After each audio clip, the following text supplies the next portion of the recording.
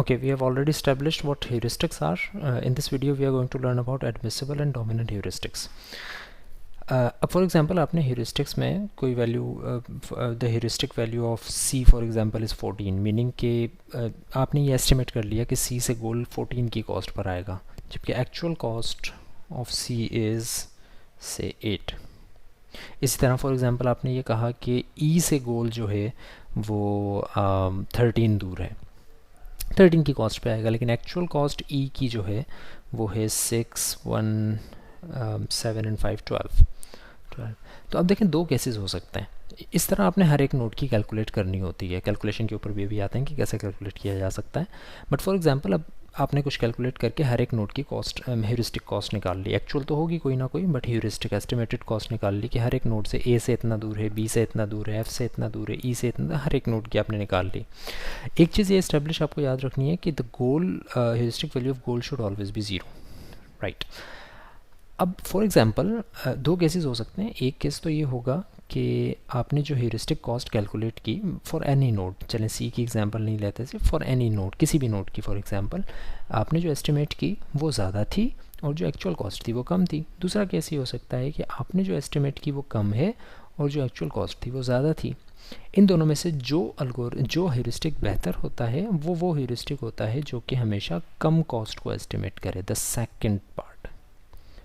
ये वाला जो केस है ना, जिसमें आपने जो एस्टिमेट किया कॉस्ट, जो ह्यूरिस्टिक वैल्यू ली वो कम थी एक्चुअल कॉस्ट से, ऐसे ह्यूरिस्टिक को जो कि एक्चुअल कॉस्ट से कम एस्टिमेशन दे, ऐसे ह्यूरिस्टिक को कहा जाता है एडमिसिबल ह्यूरिस्टिक. तो ये दो केसेस हो जाते हैं. एक केस वो जहाँ पे ओवर एस्टिमेशन हो जाती है, एक्चुअल कॉस्ट से बड़ी एस्टिमेशन हो जाती है. एक केस होता है जिसमें अंडर एस्टिमेशन होती है, जिसके अंदर कभी भी ओवर एस्टिमेशन नहीं होती. चलें बराबर भी हो सकता है, लेकिन वो बहुत बहुत कम केसेस होते हैं इस तरह जिसमें बराबर एस्टिमेशन आ जाए. तो एच ऑफ एन अगर छोटा है एक्चुअल कॉस्ट से या उतना ही है तो ये अंडर एस्टिमेशन है और इसको हम कहते हैं admissible heuristic. And admissible heuristic never overestimates from the actual cost, या तो एक्चुअल रखेगा या उससे कम एस्टिमेट करेगा. That is known as admissible heuristic. For example अगर इस ग्राफ को देखें तो इस ग्राफ के अंदर without looking at any other edges और नोड्स कैसे मैं एस्टिमेट कर सकता हूँ कि C से G की कॉस्ट कितनी है. फॉर एग्जांपल मैंने यहाँ 14 ले लिया.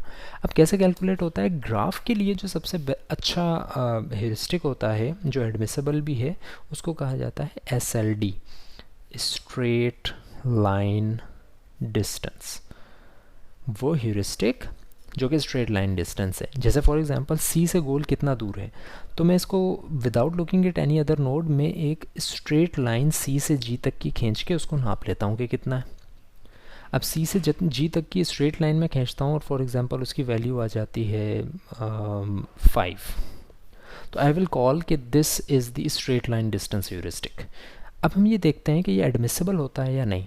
तो स्ट्रेट लाइन डिस्टेंस या ह्यूरिस्टिक हमेशा एडमिसिबल होगा, क्योंकि स्ट्रेट लाइन से छोटा कोई फासला नहीं हो सकता दो पॉइंट्स के दरमियान. It is a mathematical theorem.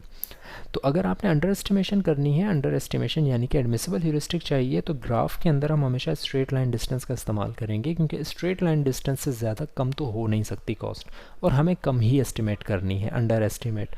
तो हम स्ट्रेट लाइन डिस्टेंस को एस्टिमेट करेंगे. नाउ फॉर एग्जांपल अब दो मुख्तलिफ ह्यूरिस्टिक्स हैं.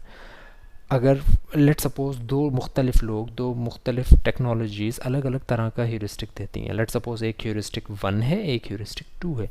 एक कहता है C से कॉस्ट लगेगी 5, एक कहता है कि C से गोल की कॉस्ट लगेगी लेट सपोज 7. अब देखें दोनों ही एडमिसिबल ह्यूरिस्टिक हैं, ह्यूरिस्टिक्स एडमिसिबल हैं. जैसे कि C से G की एक्चुअल कॉस्ट क्या है, 2, 1, 3 एंड 5, 8. ये भी 8 से कम है यानी एडमिसिबल ह्यूरिस्टिक है, ये भी 8 से कम है यानी ये भी एडमिसिबल है. तो जब ऐसा केस आ जाए कि दो या दो से ज़्यादा एडमिसिबल ह्यूरिस्टिक्स आ जाएं एक ही नोड के लिए, तो हम फिर उस ह्यूरिस्टिक का इस्तेमाल करते हैं जो कि डोमिनेंट हो.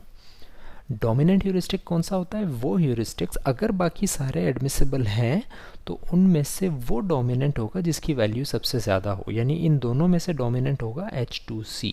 क्यों? क्योंकि H2C is greater than H1C.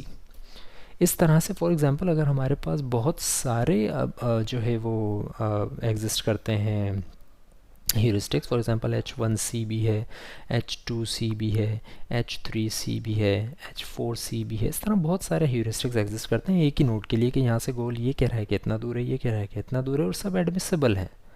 सबका एडमिसिबल होना लाजमी है।